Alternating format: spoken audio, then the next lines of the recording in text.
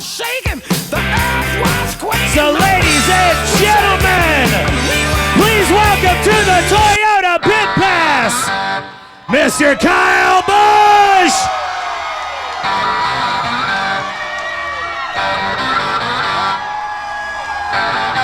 Oh man. How's it going? All right, hello. Kyle, Thank you. you would not believe how insanely loud it is up here today. And it's not just you. You know what? They're not here for me, brother. I'm kind of wondering who else they're here for. I hear you. Well, it's always a good day, especially when the sun's out in California. We're looking forward to a great day of racing here. So Kyle, let's start back at the beginning. We're gonna take you on a little journey here. Oh, Where boy. did you get your start into racing? Everybody knows you as the champion now, Yeah. but where'd you get your start? Well, my start came out here on the West Coast in Las Vegas. That was where I got my start. Well, essentially, I guess my start actually came from Lake Havasu City and Salt Lake City. Those were my first two races that I raced at in the Legends cars. And Vegas was after that. I've been out to Irwindale. I've been to San Bernardino.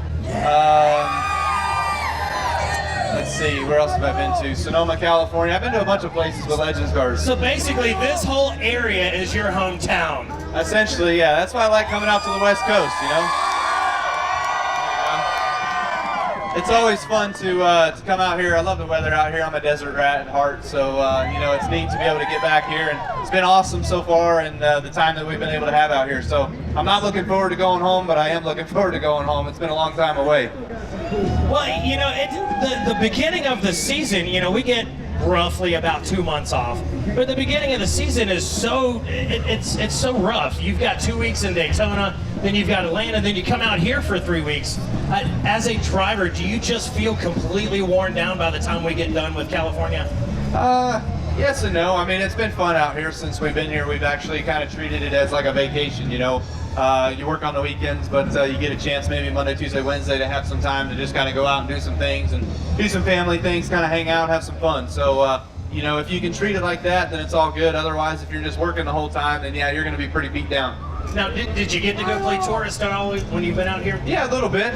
Between Vegas and between Vegas and Phoenix, we went out to the desert and played in the sand cars and stuff like that. And then after that, we went to came out here to California, spent some time out here, playing with some family and some friends, going out to dinner, going to some comedy shows in LA, and then of course too, we took Brexton to Disneyland. So apparently they like Disneyland. It was fun though. We had a good time doing that, and just kind of getting a chance to you know, play mom and dad for a week. Well, you know, now Samantha, she loves to post stuff to Instagram and all that. And we saw Brexton's first roller coaster ride. I mean, it looked like he was doing good, but she wasn't faring so well. Yeah, she didn't like it, but no, he did great. He loves anything with speed. It's crazy. I don't know where he gets it. But so far so good. Everything we put him on, whether it's been the go-kart or the mini cup car or a ride at Disneyland, he loves the speed of it and loves the G-forces of it, I guess, and so he has a fun time with it. Mama, on the other hand, she's not so certain that she enjoys it as well. So it's all good though. We liked it, and get a chance to give him more experiences and touch and feel and sense and all that stuff. You know, it's just gonna get him going and learning and building that big old head of his a little quicker. Now, we all know that Samantha, her nickname for Brexton is her little chunker. Yeah. Do you have any nicknames for him? No, I guess not yet. You know, he's not old enough to do anything. He's crazy though. He's wide open. He wants to just do everything. If he could walk, man, he would be unobtainable. We wouldn't be able to keep up with him. But so far, he's having a good time. He's all over the place, whether he's crawling or trying to walk or whatever. But I guess I just call him Brex. You know, that's just kind of my name for him. Now, since we're talking about family, let's talk about your brother, Mr. Kurt Busch, and the rivalry that you and your brother have had since pretty much day one of your racing career. Now, I know we had talked before, and your kind of reply was always, well, he's got a championship. Well, Kyle, you do too. So after all these years, do you still love racing door to door with your brother and beating him? I enjoy leading and kicking everybody's ass and having them look at my tail, but and beating everybody. I don't just have to beat my brother. I got to beat all the rest of the 39 others that are out there too. So you know, it's not an easy task each and every weekend, as we can see. Sometimes you finish 3rd, 4th, 5th, or whatever it might be, but you know, we'd certainly like to give it a whirl today and feel like we've got a good shot. So hopefully the M&M's Camry will carry us along well, and we can have a good chance at the end of this race to win today. Well, everybody knows that a safe bet in Vegas in NASCAR is to not bet on NASCAR, unless you're betting on Kyle Busch last year. Because, well, let's face it, you spotted all the other drivers' 11 races because, well, you wanted to kick back and relax a little bit, right? Yeah, that's right. I just laid in bed at home all springtime. But you come back and you get on this tear. And, you know, what was going through your mind? I mean, there was just a fire that I don't think we've ever seen out of Kyle Busch coming up last year and winning that championship. What was going through your head? A bunch of things. I don't know exactly, but just a lot of good stuff, and just being able to get back in the race car and know that that's something that I want to do. It's something that I'm passionate about. Obviously, I've got a fire and a desire and a drive to want to do it and to want to win each and every week, and so that just all fueled me while I was sitting there for 11 weeks at home not doing anything, and just looking forward to getting my chance to get back in my car and to have a shot to go win some races again and take home some trophies. So that was what it was all about. And finally when we got back to it, you know, we won 5 weeks back at Sonoma, and then we had Daytona, and then we went and won 3 in a row, won the Brickyard 400. So that was a really good stretch, and that was just a huge confidence booster. And I think I even told some of my crew guys, maybe even my wife, I think it was after the Brickyard, I says, we're going to win this championship, you know. So it was that early on in the season that I had that feeling and I had that sense. And then again, I told my wife the morning of Talladega, you know, we hadn't even gone through the Talladega race yet. We know how crazy that one can always be. You know, thanks Austin Dillon 2 years ago.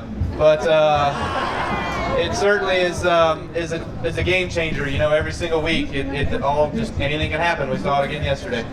Well, you know, you got the wins, you got the championship, you got the hardware. So where's the trophy at? Oh, I thought you were going to ask me where's my hardware at. My hardware that got the hardware is all at home. It's sitting next to each other with the trophy. So you know, it's pretty cool. Each and every day you wake up in the morning or you go to bed at night, you get the chance to pass by it and check it out and think back and reminisce and be like, man, we did it. You know, so that's pretty cool. So, you know, you've got a lot of wins, you've got a lot of trophies, but do you remember your first trophy? It wasn't a trophy, it was a plaque. Yes. March 12, 1998. I won my first race in a Legends car. It was back at Vegas Bull Ring, and they just gave out these plaques that were about yay big and said winner and had the date on it. So if you're going to ask me, do I still have that one? I don't have that one anymore, no. So I guess I only keep the big ones. I don't have any of my stuff from back in the day. My stuff from back in the day, man, I won like 35, 45 races a year, you know, so there would have been an awful lot of trophies or plaques hanging up on the wall. So, you know, we tended to let those ones go, and I have all the big stuff from NASCAR's top 3, let's say. So now you get to centerpiece it all out with your championship trophy. But what is your most memorable win? I don't know. There's been a lot of them. And it's so hard to pick your favorite one, but you know, if you think of the whole weekend, obviously being able to do the Bristol Sweep, that was a huge weekend there. Accomplishing that, you know, being able to win the truck race, Xfinity race, Cup race, all in the same weekend. There's a lot that goes into winning these races, and to be able to do that is pretty awesome.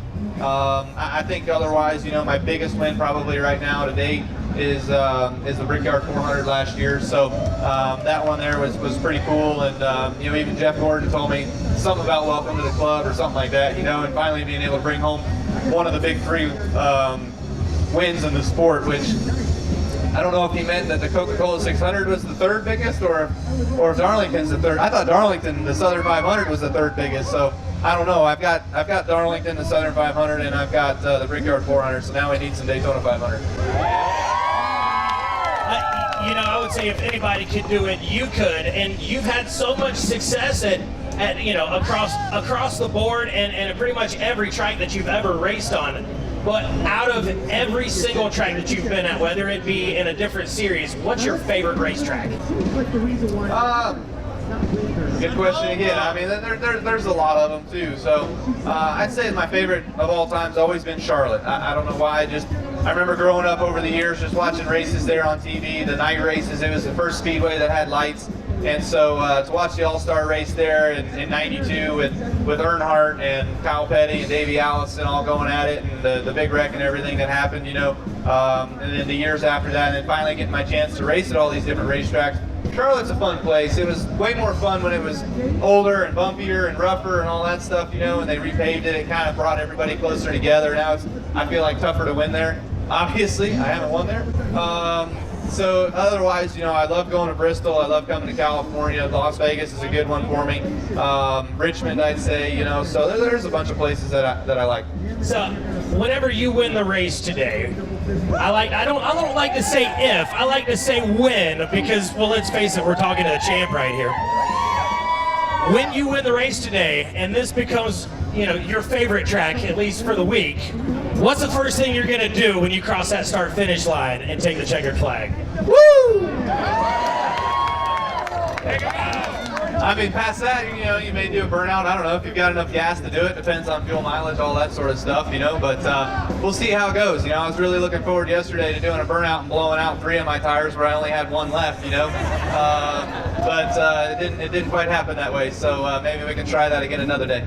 Well, if there is anybody that can teach a burnout clinic, it would be Mr. Kyle Busch. Ladies and gentlemen, please put your hands together and help me thank Mr. Kyle Busch. Thanks, champ. Oh, we got to do the selfie over here. But okay, we'll be good. We're gonna sign a few autographs. DJ, take my music up about halfway. We got Mr. Kyle Busch making his rounds right here, signing a few autographs. Shiver in the dark, it's raining in the park, but meantime, sound of the river, you stop